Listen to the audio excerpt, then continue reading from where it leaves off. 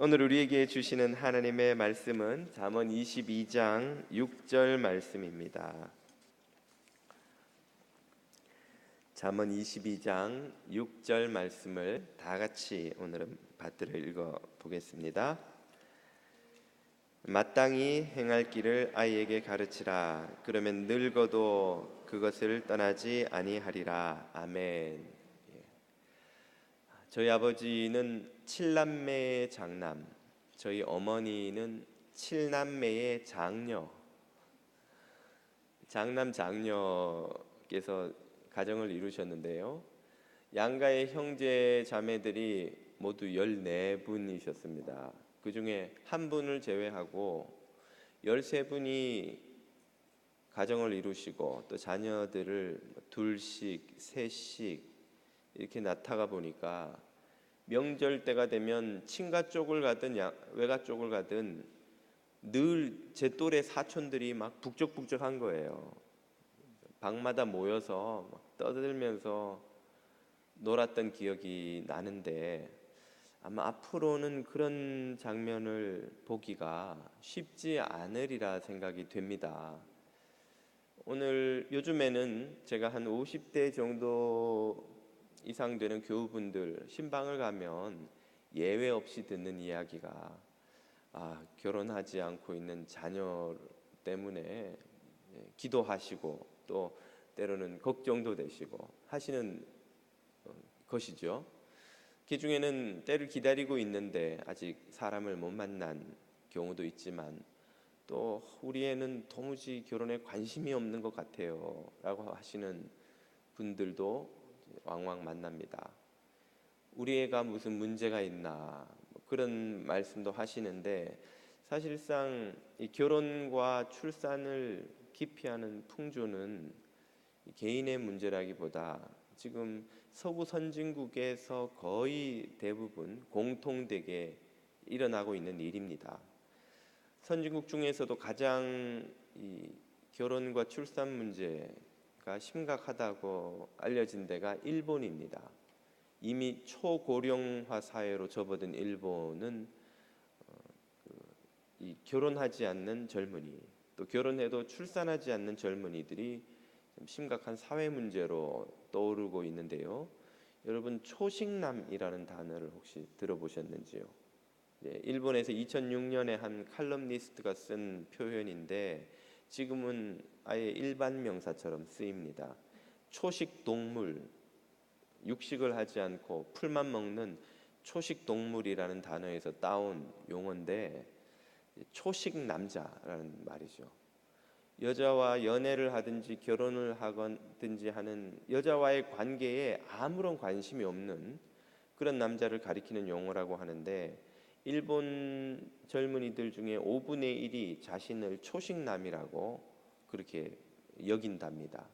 그만큼 많은 젊은이들이 결혼 자체를 하지 않고, 혹은 또 결혼을 하더라도 출산을 하지 않고 살기 때문에 지금 일본은 고령화 인구는 의학의 발달로 지금 엄청나게 늘어나 있는데, 그러면 당연히 연금을 수령하는 인구가 늘어난단 말이죠.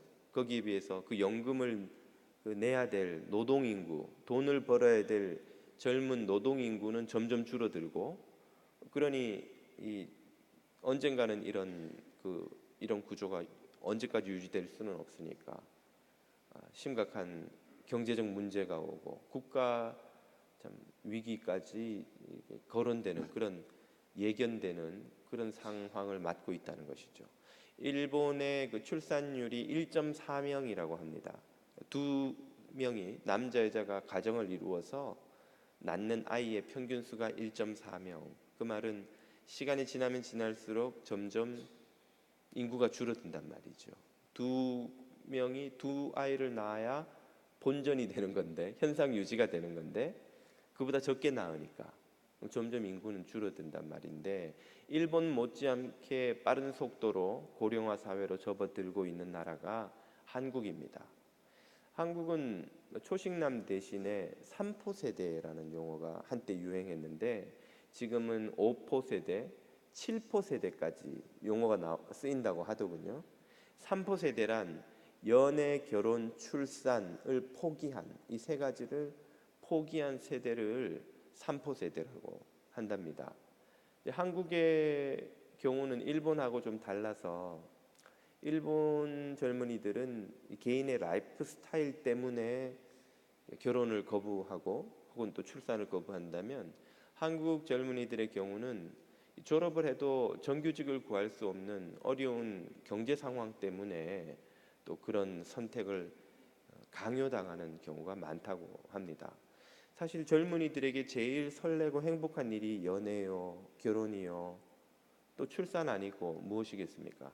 그런데 이것을 자의반 타의반으로 포기를 할 수밖에 없다면 얼마나 참 안타깝고 불행한 일일까요? 아무튼 뭐 한국과 일본의 예를 들었습니다만 서구 선진국에서는 대부분 이렇듯 그 출산율 감소로 인한 인구 감소가 현실화되어 있고 앞으로 점점 그 상황은 심각해질 거라는 것이 모든 이들의 공통된 예견입니다. 출산 젊은이들에게 물어보면 그렇게들 답한다고 해요. 왜 꼭 결혼을 해야 하고 또 결혼을 하더라도 아이를 낳아서 그 힘겨운 육아에 많은 돈과 시간을 써가며 내 젊음을 희생해야 되냐는 거예요. 나는 꿈도 있고 커리어도 중요하고 내 라이프 스타일을 유지하고 싶은데 출산을 하면 이 모든 계획이 다 망가진다는 것이죠. 결혼을 해도 그냥 우리 부부 둘이서 즐겁게 필요한 것 잘 누리면서 그렇게 사는 삶이 우리는 뭐 아무 아쉬운 것이 없는데 왜 굳이 출산을 해야 하는지 많은 젊은이들이 이해할 수 없다는 것이죠. 예, 우리도 한번 이 문제를 생각해 보면 어떨까요? 오늘이 이번 달이 가정의 달이고 또 오늘은 어린이 주일이기도 합니다.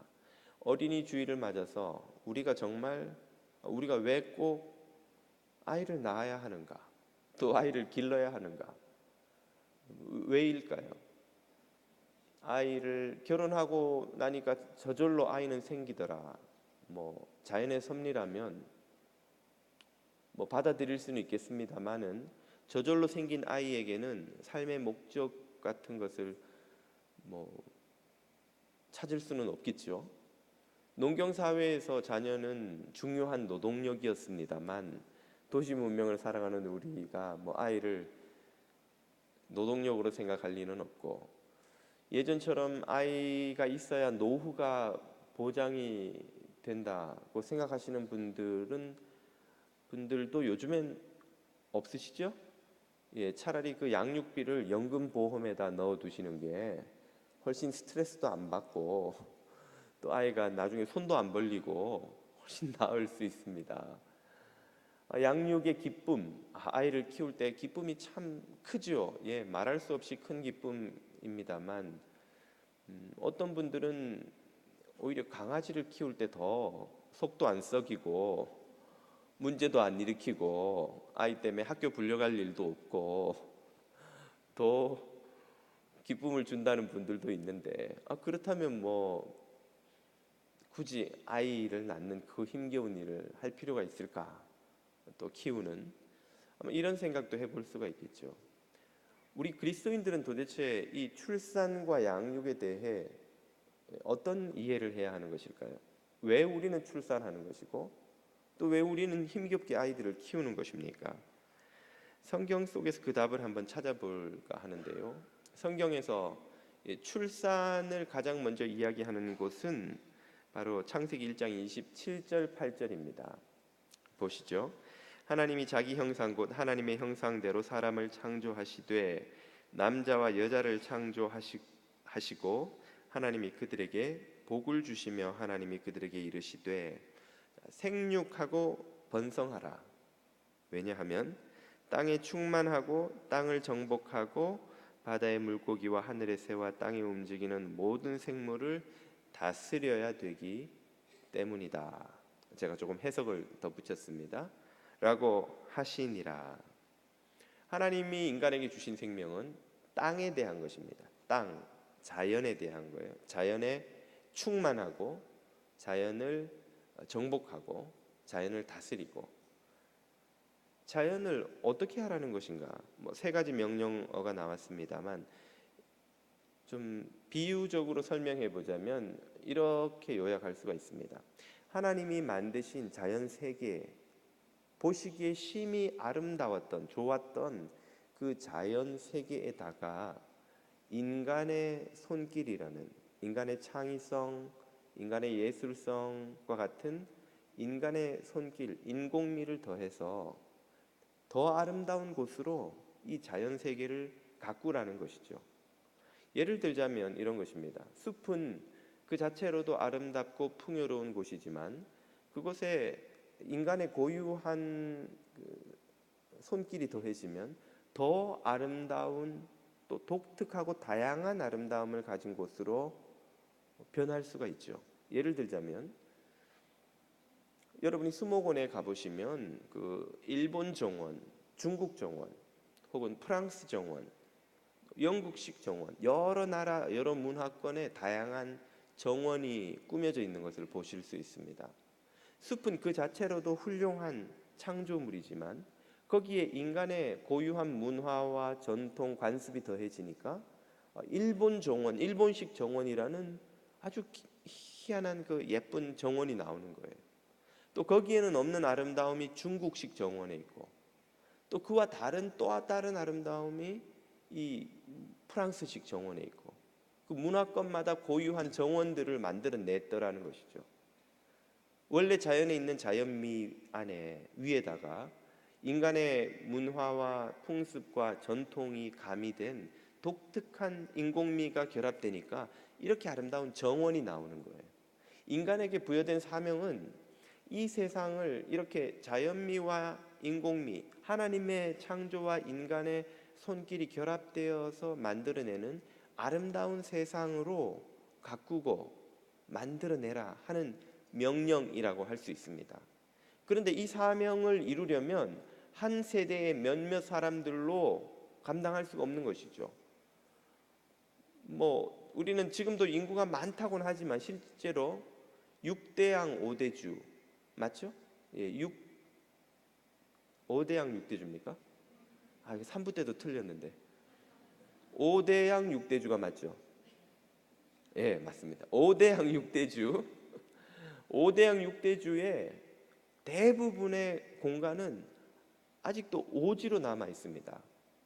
우리가 도시 문명에 몰려 사니까 사람들이 많은 것 같지만 조금만 벗어나면 각 대륙마다 끝도 없이 넓은 땅이 아직도 인간의 손이 닿지 않은 채 남아 있어요. 저 깊은 바닷속, 저 광활한 우주는 뭐 말할 것도 없지요.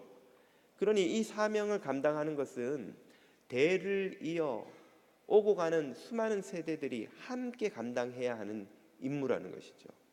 그리고 과거의 선조들이 전혀 알지 못했던 새로운 과학 지식, 또 예술에 관한 이해, 혹은 문학, 혹은 사상, 철학에 관한 이해들을 다음 세대들이 계속 누적해 가면서 이 피조 세계를 훨씬 더 놀라운 곳으로 바꾸어가는 그런 일들을 감당하고 있는 것이죠. 그러므로 이 피조 세계를 돌보는 사명은 인류가 대를 이어가면서 감당해야 되는 사명이에요. 그렇기 때문에 하나님이 이 땅을 충만하고 정복하고 다스리라는 명령 이전에 먼저 무슨 요구를 하셨습니까? 다시 한번 28절 후반부를 보시면요, 생육하고 번성하라고 하신 거예요. 생육하고 번성하라. 히브리어 원어를 보면 열매를 맺고 그 수를 크게 늘려라 그런 뜻이에요. 여러분, 사과나무 한 그루를 심으면 이 나무에서 수백 개의 사과가 열리잖아요. 그 수백 개의 사과를 다 따서 여러 곳에다 심으면 수백 그루 사과나무가 또 자라잖아요. 그런 식으로 곱하기 수백을 하면 금방 이 세상이 사과나무로 가득 차겠죠. 이론적으로는. 바로 그런 방식으로 인간이 그 수를 대를 이어 세대를 거쳐가면서 계속 늘려가서 번성하라 하는 것이 주님의 명령입니다. 그러므로 출산은 우리 성도들에게 있어서는 이 세상을 다스리는 것과 똑같은 사명이에요. 출산 자체가 사명이라는 것입니다. 그리고 이 출산의 사명은 이 세상이 타락하면서 더욱더 참 극적인 측면을 띱니다. 무슨 말인고 하니, 죄가 이 땅에 들어와서 하나님과 손잡고 이 세상을 아름답게 꾸며가야 할 청지기였던 우리 인간들이 오히려 하나님을 대적해서 이 세상을 착취하고 파괴하는 세력으로 변해버린 것입니다. 하나님을 예배하던 아벨을 가인이 돌로 쳐 죽인 후에 세상에는 가인의 후예만 가득해졌어요. 가인의 후예들은 하나님을 예배하지 않았습니다. 그래서 하나님이 아담과 하와에게 셋이라는 새로운 아들을 주시죠. 그리고 셋의 후손들은 하나님을 예배하지 않던 가인의 후손이 가득한 세상에서 하나님을 예배하는 백성으로 출현하게 된 것이죠. 그런데 그 셋의 후손들도 창세기 6장에 가보면 모두 타락하여서 노아를 제외하고는 하나님을 제대로 예배하는 이들이 남아있지 않게 되었습니다. 그래서 홍수를 통해 노아의 후손들이 새로이 하나님을 예배하는 백성이 되게 하려 하셨지만 그들 역시 바벨탑 사건을 통해서 실패했다는 것을 성경이 우리에게 가르쳐 주죠. 그래서 하나님이 하신 선택은 아브라함이라는 새로운 이를 우상숭배 자리에서 불러내어서 하나님의 백성으로 삼는 것이었죠. 아브라함의 자녀들을 통해서 하나님의 백성 만들기를 원하셨는데 예수님은 아브라함의 후손들이 육체의 후손들이 아니라 영적인 후손, 믿음의 후손들이라는 것을 예수님은 십자가를 통해 우리에게 보여주셨습니다. 아브라함의 그 영적 후손들이 누구입니까? 바로 교회지요.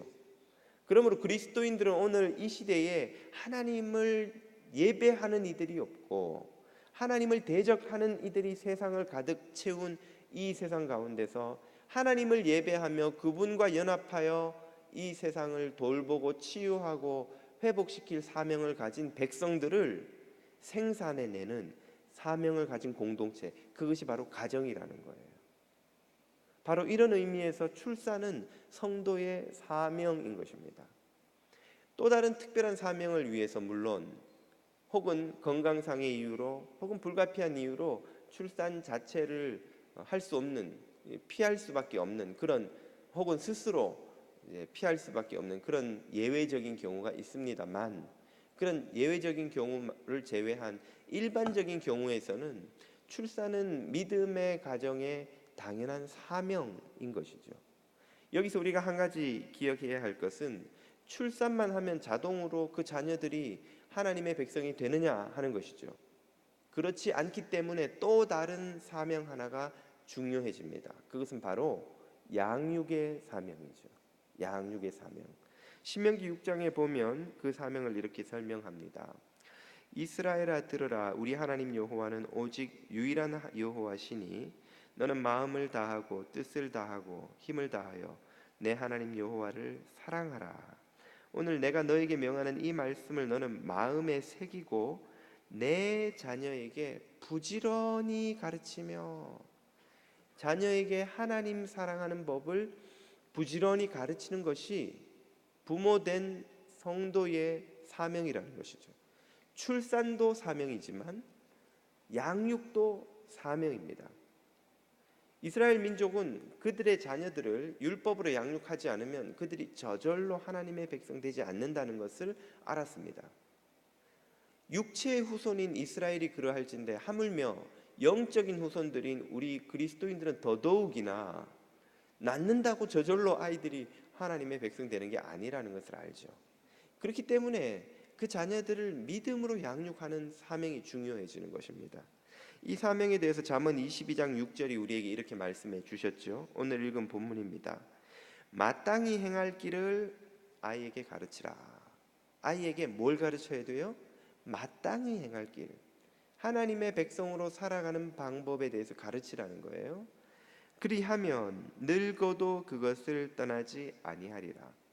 아이에게 가르치면 늙어도 그 길을 떠나지 않는다. 이 말은 아이 때에 가르쳐야 한다는 말이에요.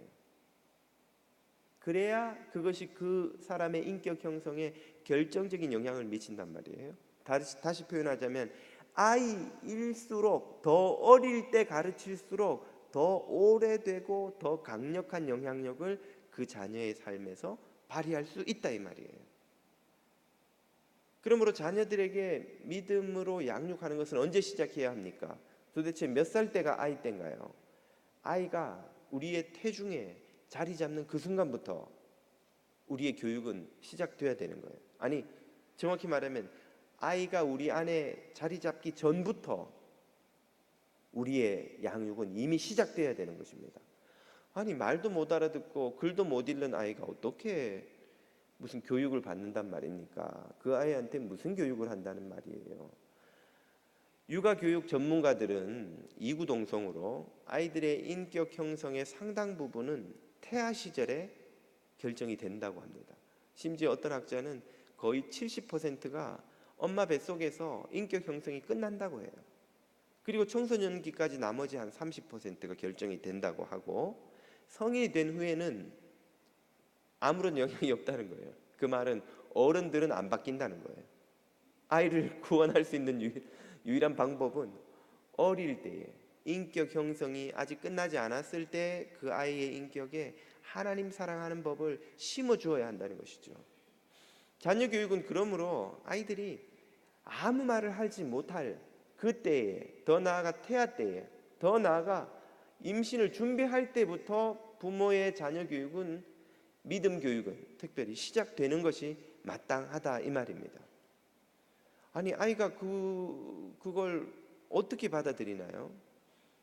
전문가들의 표현입니다만은 아이들은 말을 못 알아듣고 글을 못 읽어도 본능적으로 마치 스펀지가 물을 빨아들이듯이, 무슨 제습기가 공기 중에 있는 이 습기를 빨아들이듯이 주변 환경에서 일어나는 모든 일로부터의 자극을 다 흡수해서 자신의 잠재의식 속에, 다른 표현으로 하자면 그의 인격 형성 과정에 다 새긴다는 거예요. 아이가 태아에 있을 때부터 엄마 아빠가 그 아이의, 엄마의 배에 대고 아빠가 하는 말과 그 목소리와 그 태도와 그 눈빛까지, 아이들이 그 부모가 아이들 얼굴에다가 얼굴을 마주대고 짓는 표정에서 오는 그 느낌, 그 분위기, 부모가 서로 간에 하는 말투, 서로를 존중하는 태도, 혹은 서로 갈등하는 태도, 혹은 부모들이 사람들을 대하는 태도, 식탁에서 다른 사람들에 대해서 하는 말, 집에 찾아온 사람들을 대하는 부모들의 방식, 이 모든 것을 아이들이 아무것도 모르는 것 같은 어린아이가 두 눈으로 다 보고 다 들으면서 전부 빨아들여서 흡수해서 그 영혼에 새기고 있다는 거예요. 부모들이 예배하는 자세, 하나님을 경외하는 마음가짐, 하나님의 말씀을 대하는 태도를 직관적으로 아이들은 모두 지금 배우고 있다는 것입니다. 그 모든 과정을 통해서 부모들은 자녀에게 신앙교육을 시키고 있는 거예요. 하나님은 우리가 온 마음을 다해 사랑해야 할 분이란다 라고 가르치고 있든지, 아니면 주일에 교회 가기 전까지는 하나님의 존재에 대해서 기억하지 않아도 괜찮아 라고 가르치고 있든지, 우리는 지금 가르치고 있다는 거예요. 신명기는 우리에게 온 마음을 다해 주 너의 하나님을 사랑하고 그 말씀들을 네 마음에 새기고 너의 자녀들의 마음에도 새겨주어라 고 말하고 있는 것이죠. 이것은 곧 양육이 출산 못지않은 중요한 우리들의 사명이라는 말입니다. 양육이 사명이라는 사실을 우리 그리스도인 부모들조차도 사실은 잘 모릅니다. 그래서 우리들도 세상 사람들이 생각하듯이 출산과 육아를 무거운 짐이요, 많은 시간과 돈이 들어가는 지출이요, 부담스러운 지출이요, 혹은 심지어 어떤 경우는 낭비 내지는 나의 삶의 희생을 강요하는 어떤 일로 여기고 있습니다. 아이를 가질까 말까, 우리 자녀들 유아 세례할 때 부모님들, 젊은 부모님들께 제가 권해드리면, 목사님 돈이 너무 들어요. 시간이 너무 들고 너무 힘이 듭니다. 이구동성으로 우리는 그렇게 말하죠. 그때 우리는 이 아이를 양육하는 것이 우리에게 무거운 짐이라는 느낌을 갖고 있는 거예요. 여러분, 아이를 양육할 때 돈이 많이 들죠? 많이 듭니다. 왜 많이 들까요? 그게 선교비기 때문에 그래요. 여러분, 선교 가는데 빈손으로 갈 수 있나요? 비행기 값부터 다 돈 아니에요. 처음부터 끝까지 돈 들죠, 시간 들죠, 에너지 들죠. 선교 가서 편안하게 에어컨 나오는 방에서 누워서 쉬다가 오는 사람이 있나요? 선교는 힘들어요. 돈 들어요. 자녀 양육이 힘든 이유가 바로 그것입니다. 그게 선교기 때문에 그래요. 여러분, 자녀 양육비는 선교비인 줄 믿으시길 바랍니다. 자녀 양육이 힘든 이유는 그게 곧 선교이기 때문에 그런 거예요. 여러분, 땅끝까지 이르러서 모든 민족을 제자로 삼으라는 것이 저와 여러분이 받은 명령이 맞습니까? 땅끝에 가서 얼굴도 모르는 피 한 방울 안 섞인 사람도 전도해서 제자로 삼아야 하는 게 우리 사명이라면, 내 배 아파서 나온 내 핏줄, 내 자녀를 하나님 백성 만드는 것이 우리의 사명이 아니고 무엇입니까? 우리가 이 세상에서 제자 삼아야 될 첫 번째 인물이 있다면 우리 자녀들인 거예요. 우리 자녀들을 제자로 삼지 않고 어디 가서 누구를 전도해서 제자 삼고 양육하고 할 수 있단 말입니까? 자녀를 양육하는 것은 우리의 사명이요, 선교요. 자녀 양육에 드는 비용은 선교비입니다, 여러분. 돈 많이 들었다고 생각하시면 안 돼요. 선교 헌금했다고 생각하셔야 돼요. 우리가 이 자녀 양육이 우리의 사명이라는 사실을 잘 깨닫지 못하기 때문에 자녀 양육을 많이들 짐으로 여겨요. 그래서 유아 세례를 문답을 할 때 제가 부모님들께 꼭 물어봅니다. 이런 거 지키고 계세요? 뭐 이렇게 이야기를 하다 보면 많은 부모들이 하는 실수가 그거예요. 자녀들 양육이 너무 힘들고 피곤하니까 자녀들이 좋아하는 스마트폰을 던져줘요. 그럼 애들이 한 2-3시간을 정신없이 조용하게 그걸 갖고 놀아요. 그럼 그동안 엄마 아빠는 뭐 할 수 있어요? 쉴 수 있잖아요. 쉴 수 있잖아요. 여러분, 모르고 계시는 게 있어요. 지금 스마트폰을 던져줘서 여러분이 쉬는 시간보다 훨씬 더 많은 시간을 여러분은 훨씬 더 큰 스트레스를 받으며 앞으로 그 아이와 싸우면서 보내게 될 겁니다. 그 아이들이 어리면 말씀 양육, 신앙 교육도 어리면 어릴수록 빨리 흡수한 것처럼 스마트폰도 어리면 어릴수록 더 빨리 그 재미를 흡수해요. 어떤 분들은 스마트폰 던져주니까 아이가 5분 만에 막 이걸 들어가서 온갖 걸 다 하는 걸 보고, 나는 1시간 해도 이게 뭔지 모르겠던데 우리 애가 천재인가? 천재 아니래도 그거는 애들이 5분만 하면 다 알아요. 너무너무 쉽고 재밌게 할 수 있게 만들어놨기 때문에, 문제는 아이들이 스마트폰에 그렇게 재미를 붙이고 나면 절대로 책을 읽지 못합니다. 스마트폰에 길든 만큼 책을 멀리할 수밖에 없어요. 스마트폰에 길든 만큼 인격과 인격, 대인 간에 맺는 관계를 어려워합니다. 관계 맺는 법을 몰라요. 스마트폰을 아이들에게 쉽게 던져주면 큰일 납니다. 왜 우리가 그런 실수를 할까요? 이 양육이 사명이라는 걸 잘 몰라서 그래요. 전에 실리콘밸리에서 근무하는 IT 전문가들을 대상으로 설문조사한 결과를 신문에서 제가 본 적이 있어요. 저 샌프란시스코, 샌호세 그쪽으로 가면 실리콘밸리가 쭉 있잖아요. 거기 있는 IT 전문가들, 컴퓨터로 밥 먹고 사는 사람들이 다들 이구동성으로 하는 말이, 우리 자기 자녀에게는 고등학교를 졸업할 때까지 컴퓨터를 주지 않는다는 거예요. 지금 시대가 바뀌어서 뭐 우리 애들도 중고등학교 때부터 다 학교 숙제를 컴퓨터로 또 아이패드로 하고 있기 때문에 어쩔 수 없이 접해야 되는 측면이 있긴 있어요. 근데 그 IT로 평생 컴퓨터로 밥 먹고 사는 사람들이 자녀들한테는 컴퓨터 주면 안 된다는 거예요. 그건 나중에 대학 가서 자기들이 필요할 때 손에 쥐어도 금방 배운다는 거예요. 그건 아무것도 아니라는 거예요. 문제는 어린 시절에 거기에 익숙해진 아이들은 책을 안 읽는 게 아니라 못 읽게 된다는 거예요. 그 번쩍번쩍하는 이미지들이 막 영상으로 지나가는 걸 보다가 책을 보면 요즘 애들은 책도 손가락으로 이렇게 넘겨요. 그러다가 그림이 안 움직이면 책을 던져버리는 거예요. 그 현란한 자극을 보다가 책을 보면 너무 심심한 거예요. 여러분, 요즘 평양냉면이 한국에서 난리라고 뉴스 보셨죠? 못 보셨나요? 저 남북 정상회담 때 평양냉면 냉면 유명해서 막 사람들이 난리래잖아요. 저도 예전에 한국 갔을 때 뭐 그때는 그것 때문은 아니지만 제가 아는 선배가 평양냉면이 너무 잘하는 집이 있어요. 여기 가야 된다는 거예요. 가서 그걸 정말 줄 서서 막 힘들게 먹었는데 먹으면서 막 속으로 욕을 했어요. 무슨 이런 밍밍한 아무 맛도 없는 경상도 말로 니 맛도 내 맛도 없는 이런 걸 돈 주고 이렇게 줄 서서 먹나. 제가 그때 깨달았어요. 제가 제 입이 얼마나 MSG에 중독이 돼 있는지. 막 일반 냉면집에 요즘은 온갖 양념 MSG 막 넣잖아요. 평양냉면 원조집에 가면 그런 거 절대 안 넣는다고 그래요. 그러니까 제 입에는 그 맛을 모르는 거예요.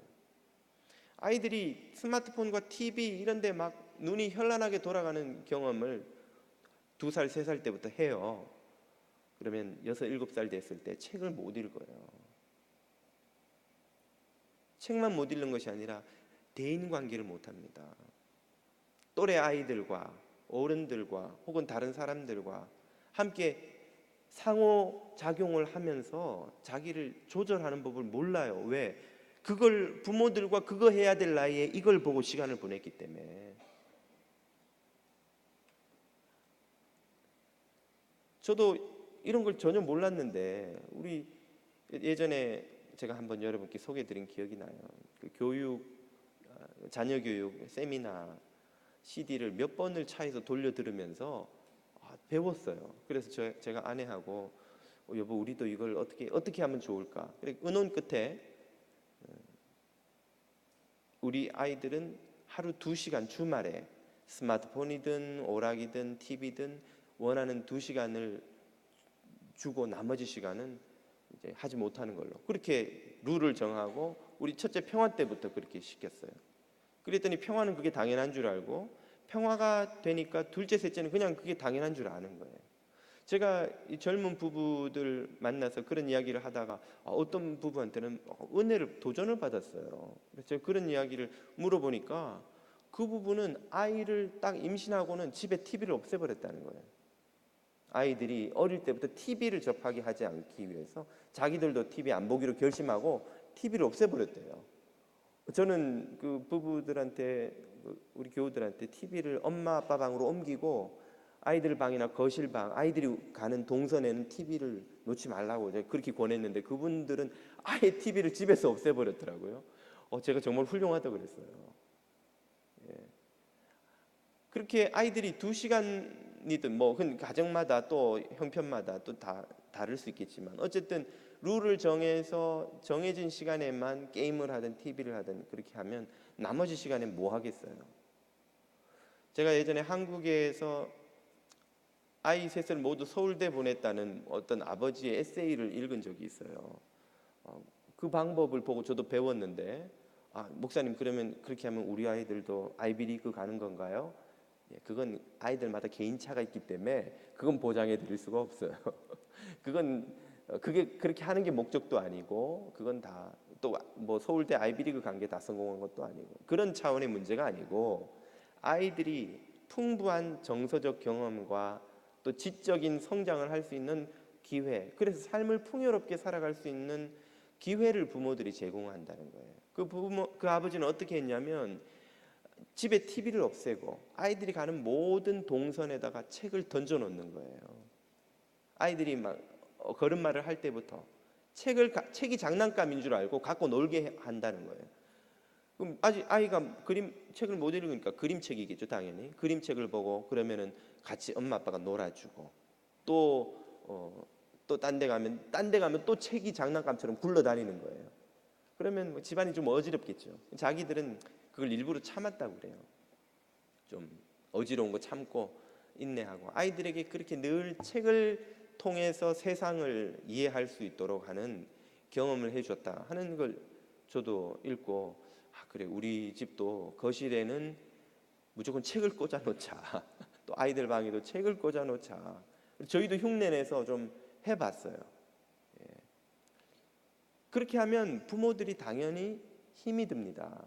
스마트폰을 쥐어주면 편한데 책을 들고 주면 애들이 책 읽어달라 그래요. 또 놀아달라 그래요. 몸이 힘들고 마음이 막 분주할 때는 여유도 없죠. 그러나 그것이 선교요 사명이라는 것을 알게 되면 마음가짐이 새로워지죠.